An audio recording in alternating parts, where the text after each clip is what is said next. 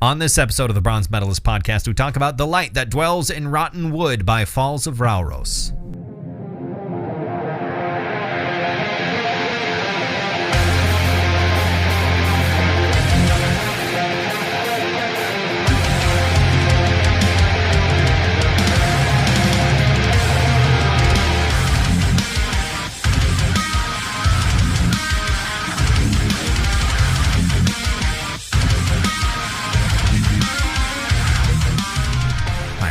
Welcome to another episode of the Bronze Metalist podcast. I'm Kale. I'm OJ. We're two professional broadcasters. We like metal, and we like to talk about it, and it's still Black Metal January. Yes, it is. And we made an effort this week to try and find a band that has no problematic politics attached to it. You know, I have to admit that the thing that most makes me feel like a patriotic American is Black Metal January, because you seem to be pretty safe picking American black metal bands. I'm sure there's got to be problematic American black metal bands out there. I'm sure.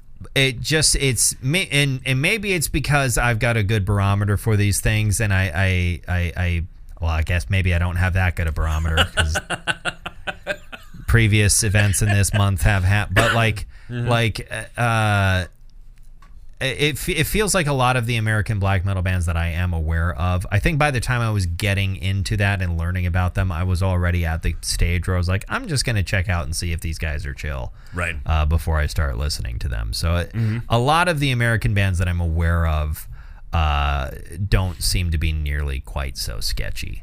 Right, and I feel like they're a little more grown up. I feel like they're a little bit. They feel a bit more adult. I mean, you get a lot of American bands are also newer. Right. You know, yeah. they didn't start in that, you know, that 1989. Yeah, the wave of you know, Norwegian black metal of people being way too into huffing their own farts. Exactly. They're rapists or Nazis or Nazi rapists or people who rape Nazis. Which I don't condone. Also don't report. Oh, God.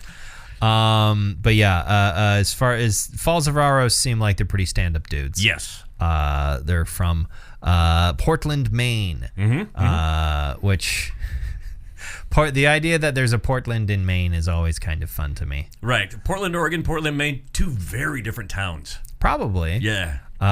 Although, according to a study that I saw at work, that I think was conducted by the people, the service through which I pay my rent, Rent Cafe. Sure. Portland, Maine was the most livable city in the United States. Really? I guess Maine in general seems like a fairly nice place. And here's the thing, I've actually physically been in, even if I didn't stop in, but I've physically been in 49 of the 50 United States. And Maine's the only one you haven't. Maine's the only one I haven't physically been in.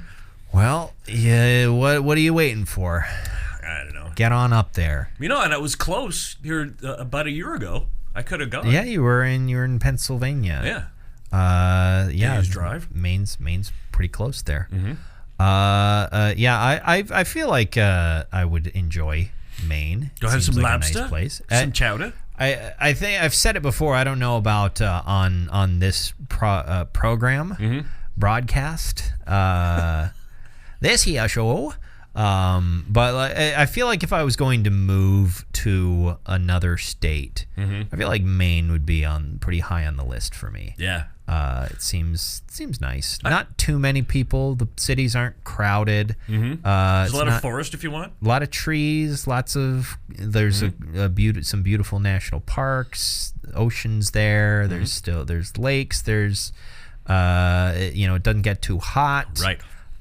It still gets pretty fucking cold and probably more snow and I think ice, especially like you get your nor'easters and shit, which is something that, you know, obviously I have no experience with because we live as far from the ocean as you can get in North America. Right. But Yeah, I don't The know. other problem I have is the murders and the monsters. Yeah, that are up there. the murder, the horrifying eldritch beings beyond man's comprehension. Mainly in Derry. Yeah, There or Cabot Cove is where all those murders. well, happen. that's where the murders happen. Yeah. The eldritch abominations are mostly in fictional towns. I think. Right.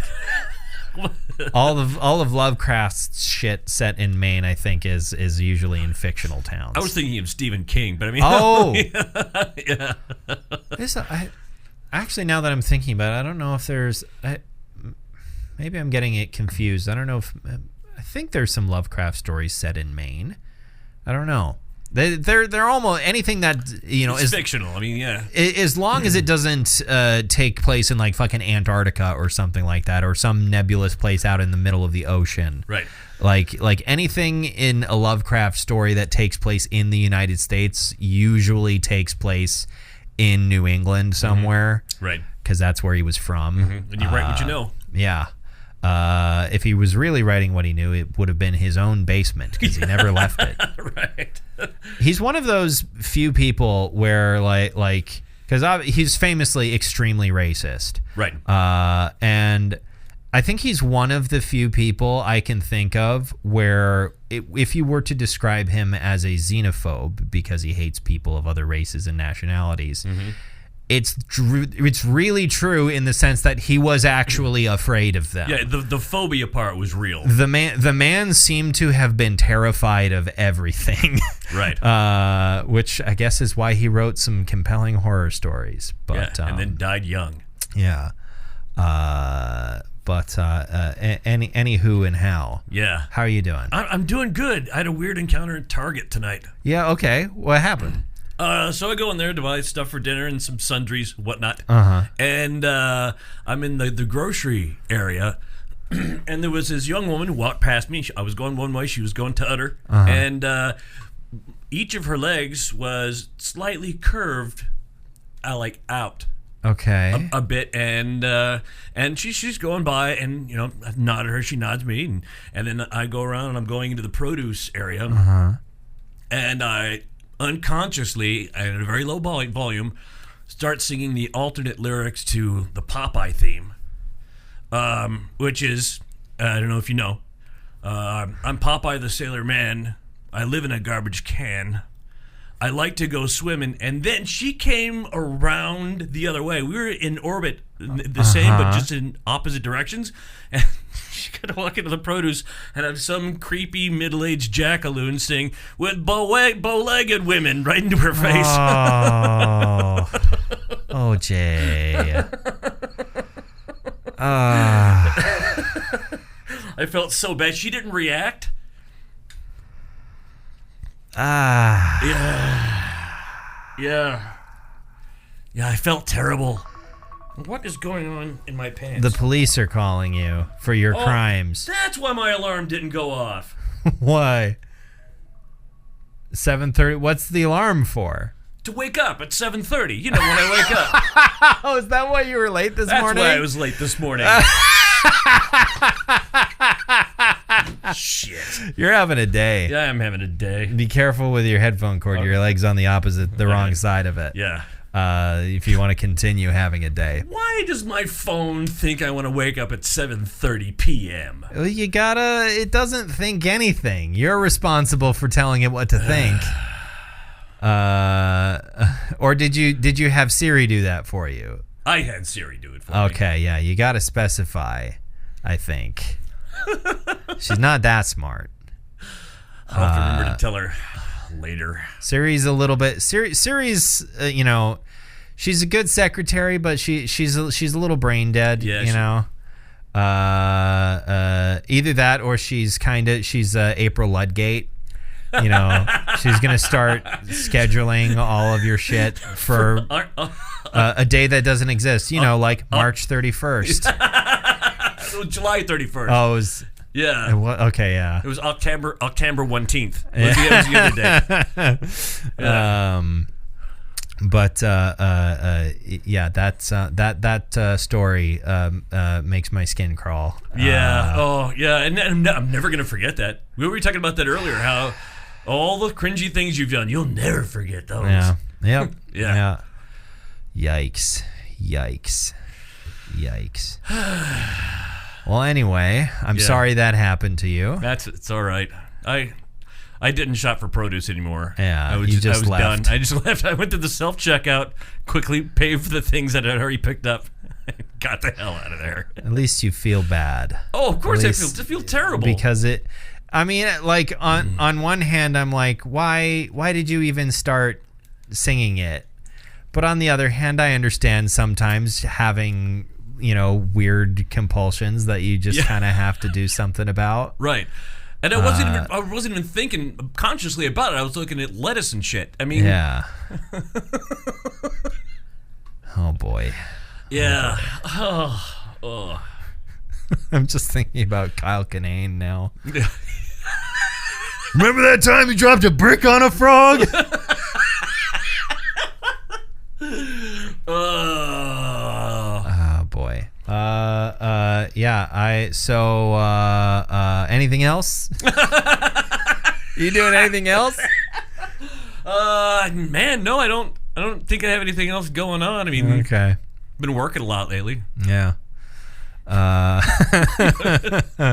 I've been putting together a sort of hyper nerd station. I see that behind you there, to start assembling and painting miniatures, which is something honestly like for so many different reasons I should have been doing. Not that I should have been doing, but logically I would have started doing it a long time ago. I just haven't. Like I have a ton, even outside of like the Warhammer miniatures, which are new. Yeah. But it's like I've been into 40K for such a long time. Right. And I haven't never played. Yeah, I haven't bought and painted anything in the nearly a decade I've been like into the setting. So I'm finally doing that, and then like I have so many D&D miniatures and stuff, almost none of which are painted. A few of them, the first handful of minis that I bought, I have painted, and not particularly well. So I'm like, I want to, even if I don't end up really playing 40K because I don't know anybody in this town that plays 40K. I have a good friend of mine that I can hook you up with. Okay, but like it's. You can understand why I would be hesitant about like meeting new people and making new friends. That might take you out of your comfort zone. Exactly. By the way, you want to know a dumb thing? What's a dumb thing? Here's a dumb thing. I've been looking over at your miniatures going, those look really cool, but that really big robot creature at the back, he's badass.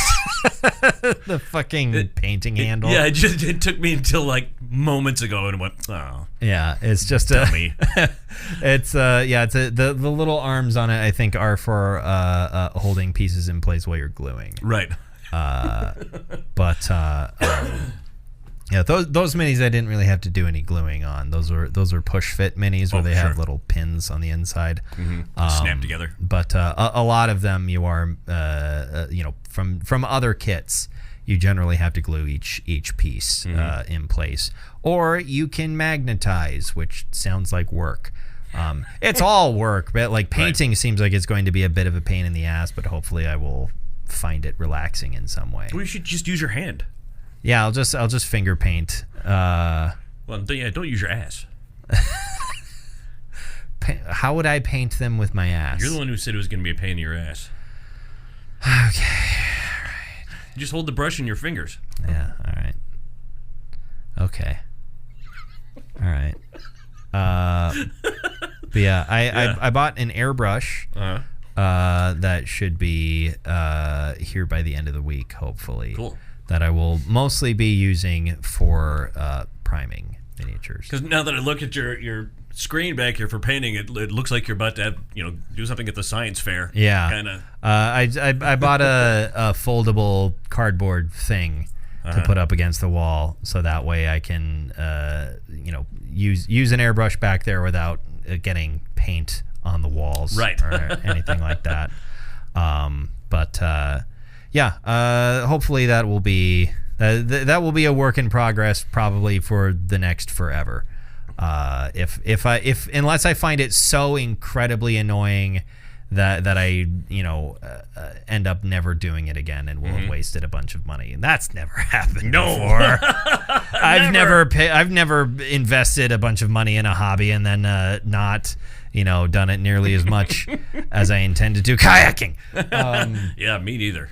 I do at least, the kayak at least is always like an option. It's just one that has felt inconvenient for various reasons that hopefully this coming summer will.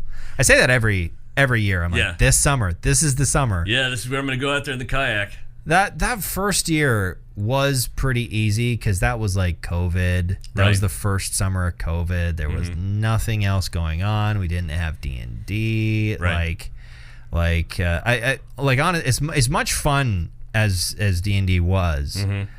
I think that is probably the number one reason why I have not done much kayaking over the last few years, because in the middle of Sunday, both days, like Saturday I have a D&D game in the evening, and then Sunday I had one in the middle of the day, or in the evening, depending upon the time of year or whatever. Football. And so it was hard to get down to the lake, and make time for that even over the weekend.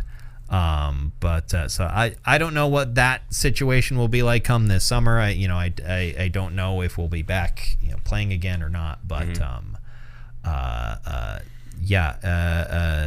hopefully I will do more of that.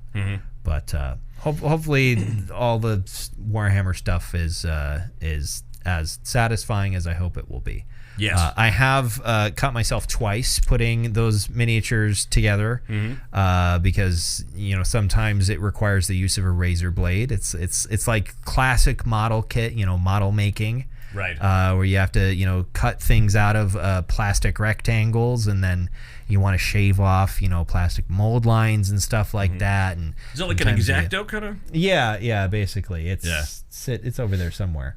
It's retracted right now. Okay. The thing that looks like a little box cutter over there. Yeah. That's the X-Acto knife. I cut my index finger twice, putting together two different models. But I think that's just a part of the hobby, honestly. Yeah. It's like if you don't, if your minis have not at least seen a little bit of your blood, what's the point? So hopefully, I don't know. I keep on saying hopefully. I have a whole lot of hope. Yeah. Don't hope. Do.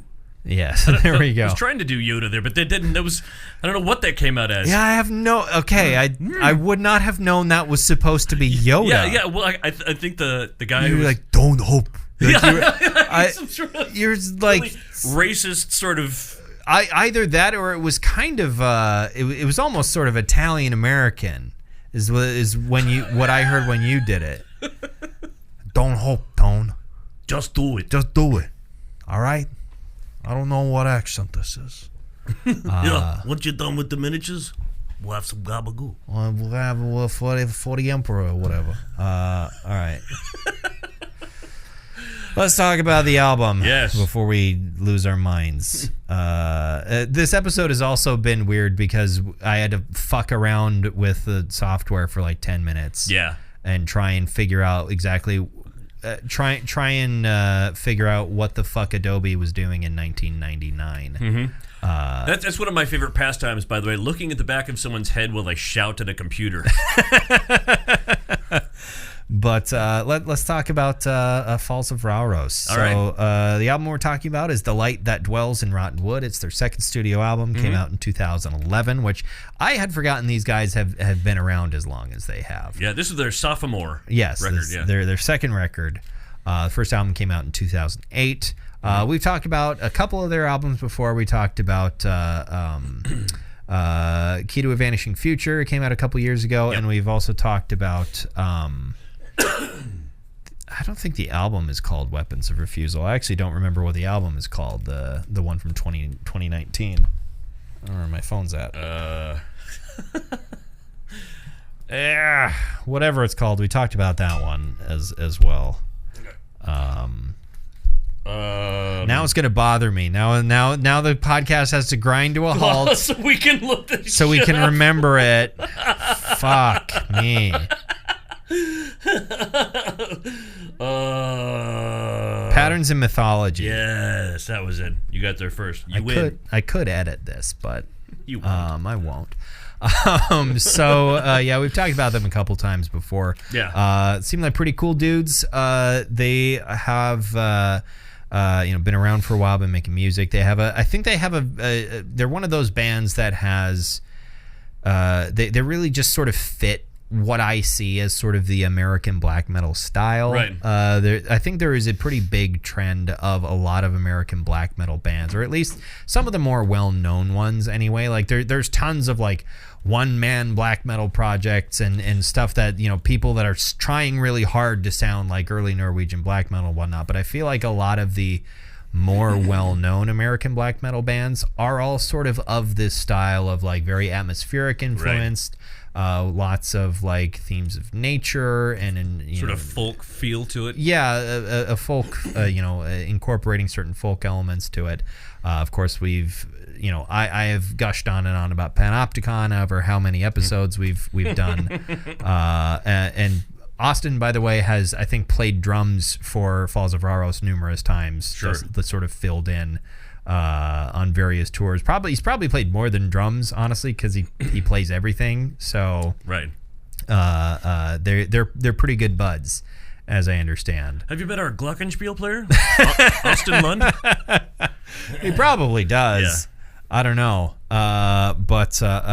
he pretty good friends with the guys from Falls of Rauros, which makes sense because they're of a kind. Right. I think the two projects are definitely of a kind. This album came out in 2011. Mm-hmm. I wasn't able to find like a whole lot of buzz about it. Mm-hmm. I think it remains one of their most popular albums. Not that they're a super popular band or anything like that, but as far as Falls of Rauros goes, like if you look at their Spotify page, there are two out of their top 5 songs are from this album, despite the fact that it's at this point 14 years old. Right. I hadn't listened to this before, actually. Really? I think the oldest I had listened to was probably the album preceding Patterns in Mythology, which is Vigilance Perennial, is what that one is called. And I was like, I think I intended for us to listen to that when I was thinking about it this morning.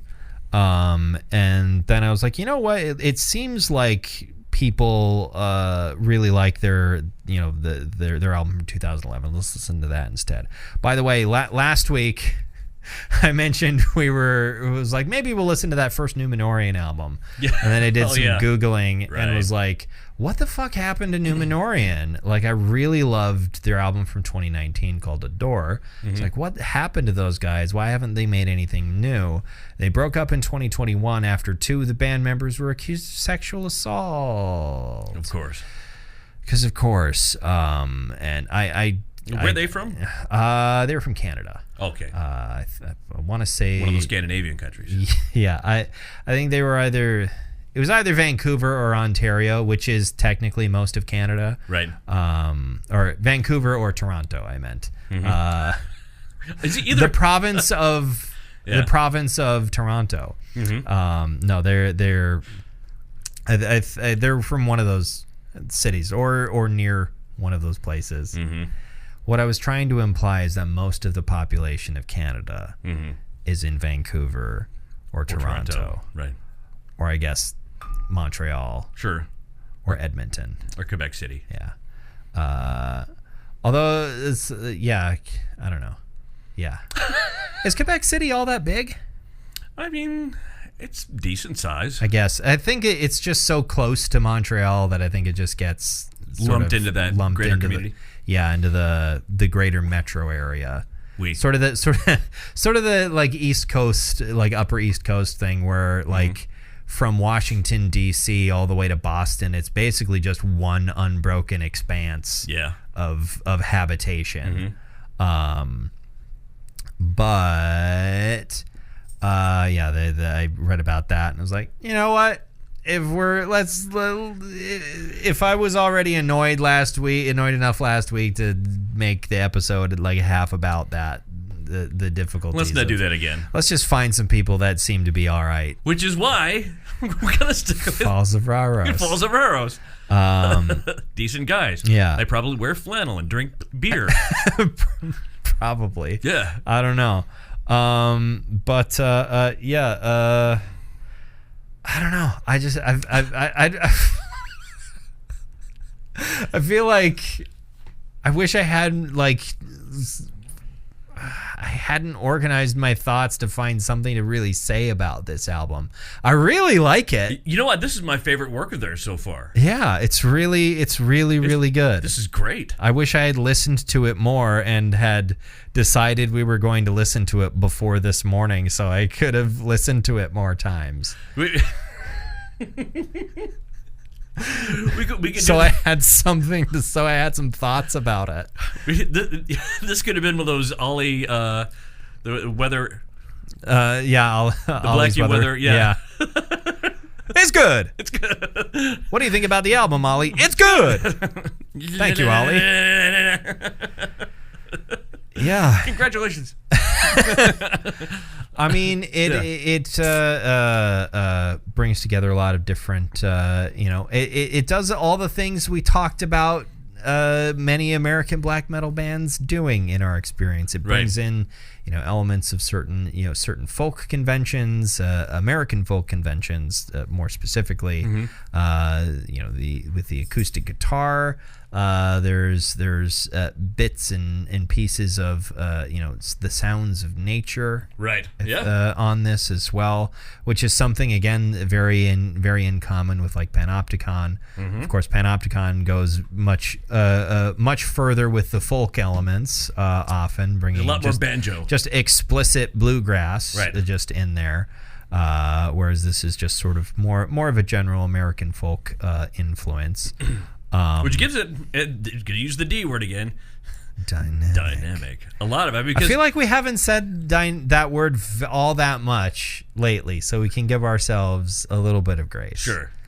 But this album gets the D. I mean, it gets the D. Yeah. It's got the D. It's got the D. It doesn't need to get the D. It has the D.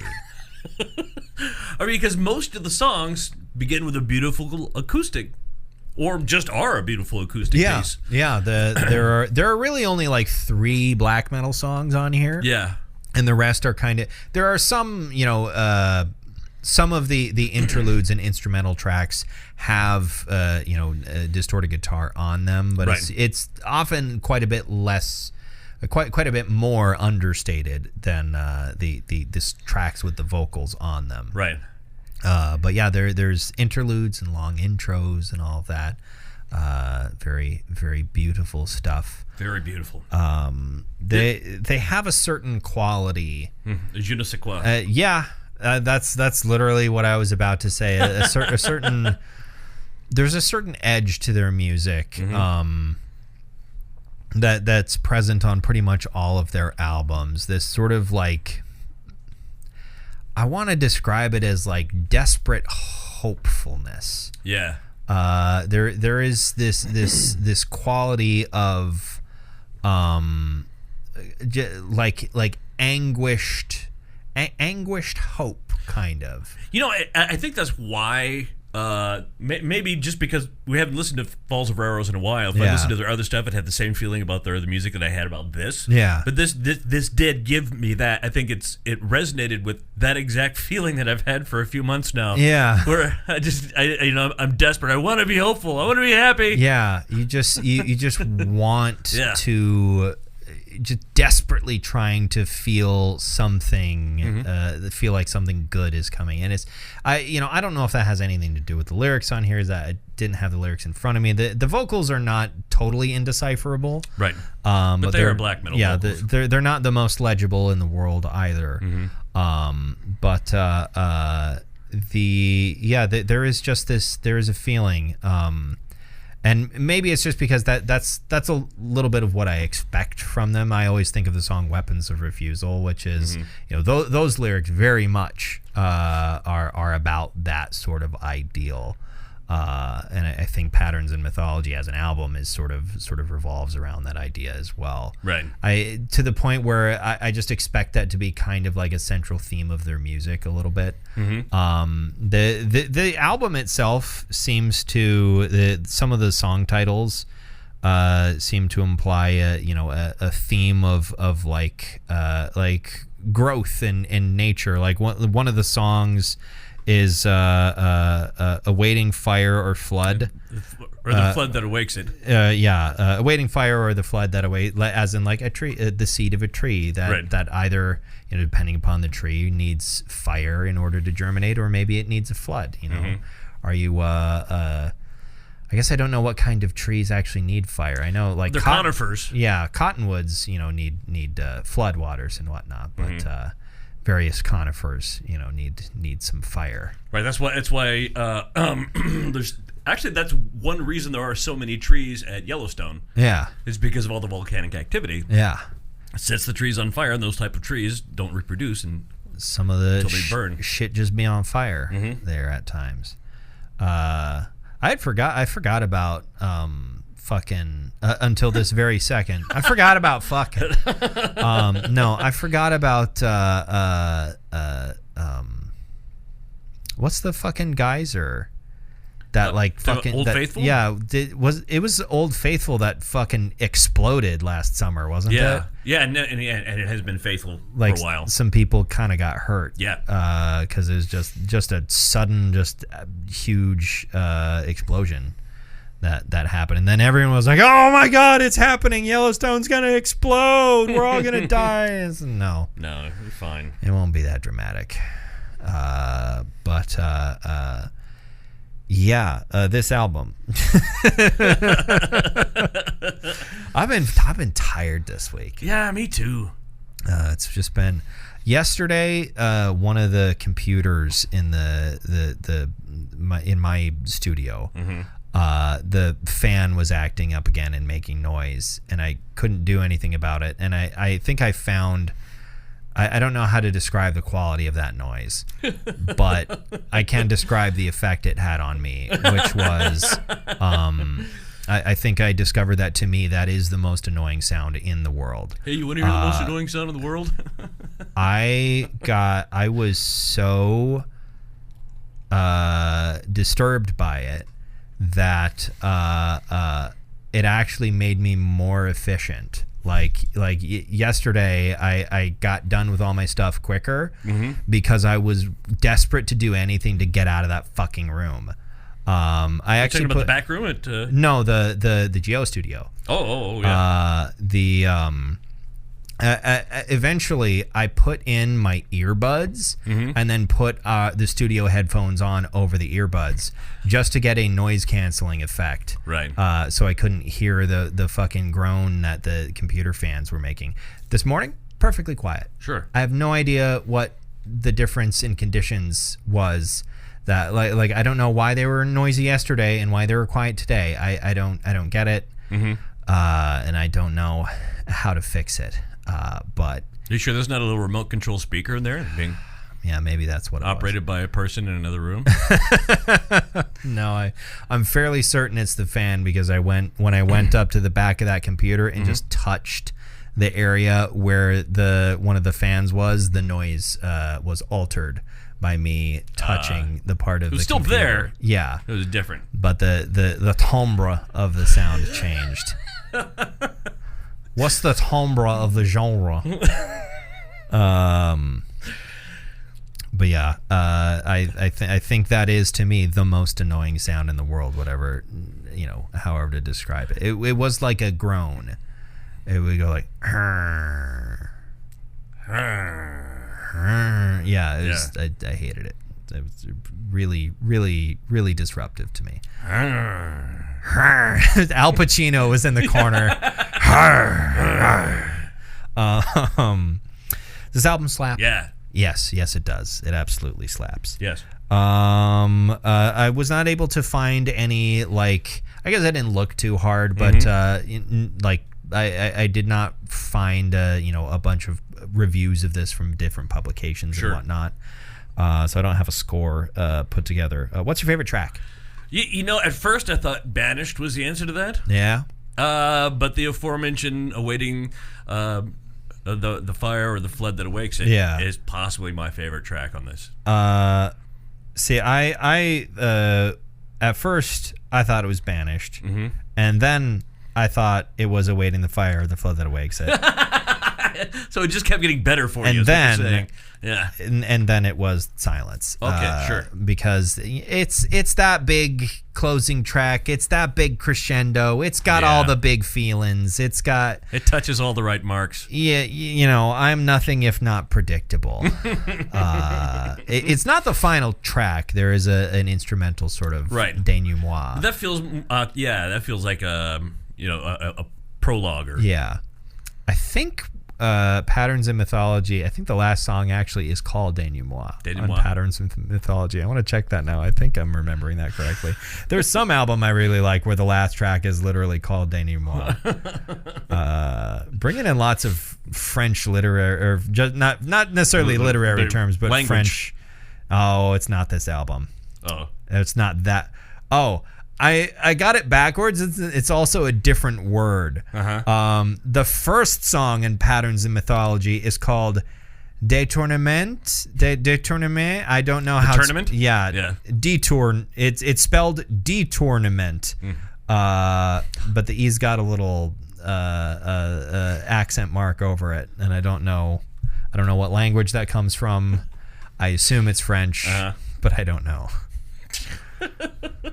That's why. Yeah. There almost certainly is an album where the last song is called Denouement, but I couldn't tell you what that is.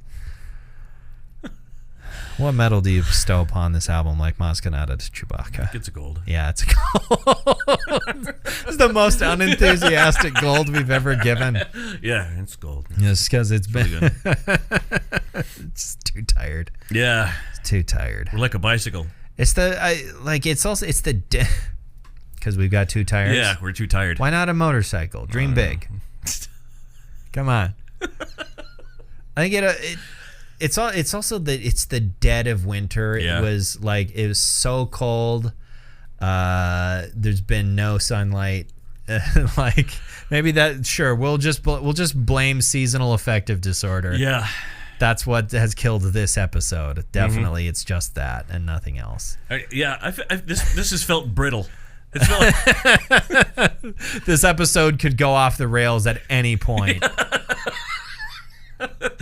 Yeah. Just completely fall apart. But before that happens, why don't we just bring it to its own end? Okay. So thank you very much for listening to this episode of the Bronze Medalist Podcast. Next week. Oh, yeah, that's a thing we do. Yeah. Before I derail this podcast, let's derail this podcast. What do we talk about next week? It's still going to be Black Metal January. It will still be January. I found an album not too long ago by a band called Abigail Williams. That's the name of the band. There's also a pop star named Abigail Williams. Okay. Don't confuse the two. But this is a black metal, but it's a very thrashy kind of black metal. Interesting. Okay. They're originally from Phoenix. Phoenix, Arizona, the coldest and darkest place in the world. Phoenix, Arizona. They moved north. Oh, okay. Yeah. Eventually. Yeah. A rare 5 Wednesday month. It's a 5 Wednesday month. Abigail Williams. What was the album? In the Absence of Light. It's In their the second Absence of Light from Abigail Williams. 2010. Okay. Yeah. Next week on the Bronze Medalist Podcast. Thank you very much for listening to this episode I'm OJ. Thank you very much for listening to this episode of Brown Metal Podcast. I'm gonna turn into old timey prospector. I'll get that gold. Thank you. Go ahead and subscribe to our feed on whatever podcast service you use to listen to this bullshit. So you hear from us again. I'm Kale. I'm OJ. Congratulations.